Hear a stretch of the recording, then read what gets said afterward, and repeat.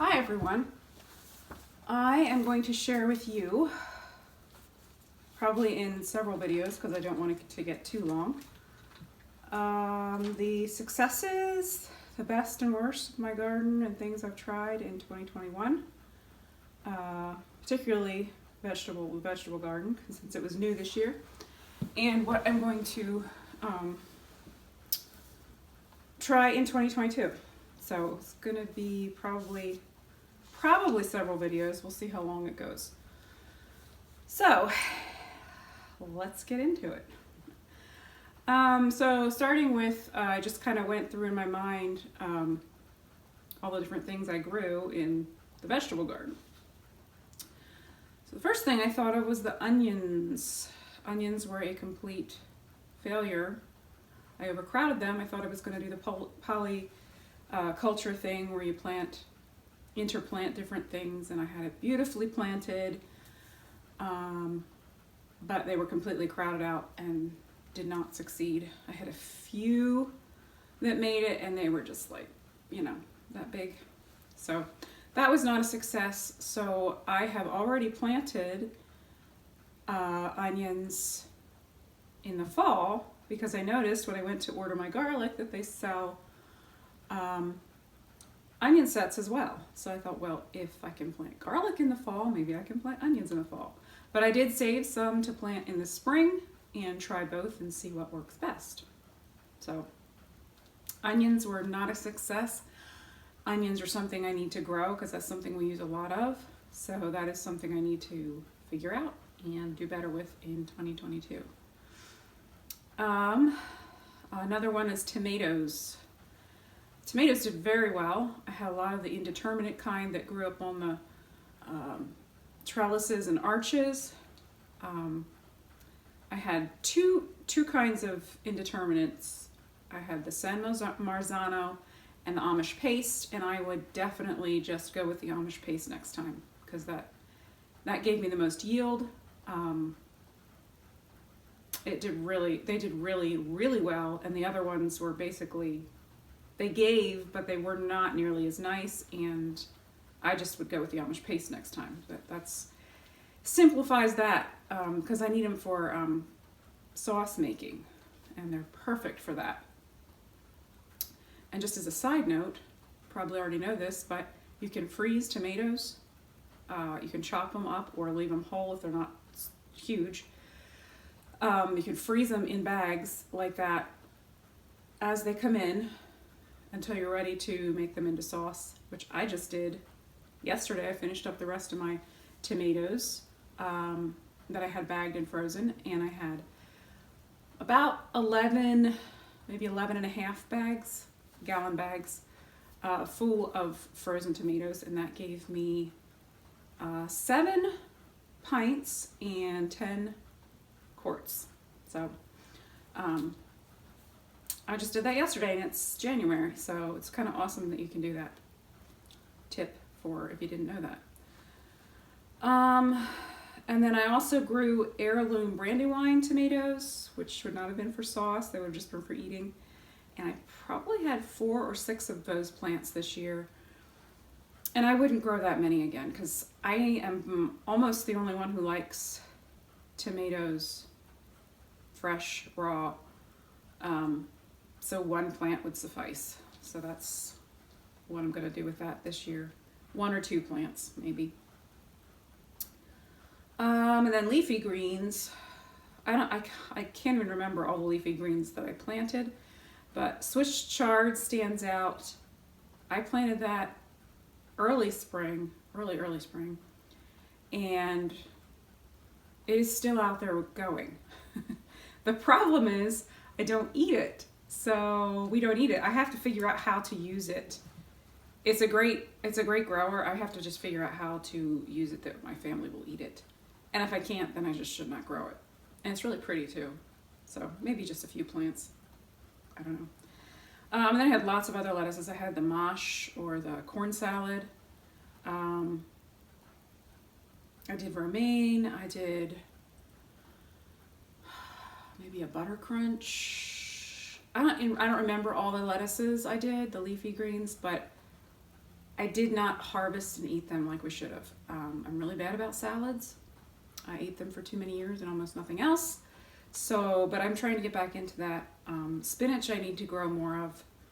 I have some growing out in the hoop house right now, but I need to choose the leafy greens that we're actually going to eat and plant those and use them. So that's what I learned about those this year. And I did overcrowd them somewhat because I was trying to do the polyculture thing again, which is a great idea, but you have to be careful about spacing. And then peas. Okay, so I had probably 3 or 4 different types of peas that I grew this year. The biggest problem, my problem this year, was not knowing which kind of pea I was growing. So that's not great. So I have peas that I grow for sprouts, for microgreen sprouts. And I thought, I'll just plant those as peas. Well, that doesn't work, I found out. In some of my previous videos, I may have shown them they had pretty purple flowers. Beautiful flowers, but they did not give me peas, or not very much, they weren't prolific at all. And then they had other peas that I planted that I didn't realize were garden peas, the kind that you get out the little green balls. And I harvested them, and they're not edible with the pods, so you couldn't eat them. So I have to make sure that I know which kind of pea I'm planting where, whether it's sugar, snap, or garden peas, and pay attention to that this year. So that's, when I had those low growing ones, I forget what they were called, where they would come up and they would grow, I don't know, maybe this tall and intertwine, so you didn't have to like trellis them. And you would harvest those were garden peas. They were good. They were pretty good performers. But to get enough of those kind of peas, you have to plant a lot. That's the other thing I found out. And my family does like those, so I would have to plant a whole lot more. Okay, so that's peas. I was able to save a few. Like they just kind of dried out there during the summer, and I kind of harvested those and then just replanted them for the fall. And they gave a few, but it wasn't a great harvest. But that was kind of a plus, that I know that I could just easily save the seed that way. And then I will talk about beans yet, and then call this video done. I don't want to make it too long. So I had the purple noodle beans. I don't think that's what they were called, but I will do another video with the varieties, maybe the actual real varieties that I used with the packets. Anyway, but they grew up on the trellis. They were really long purple noodle looking beans, and they were very prolific. Took a while to get going, but they were prolific once they were. Almost too prolific. And I don't really care for the texture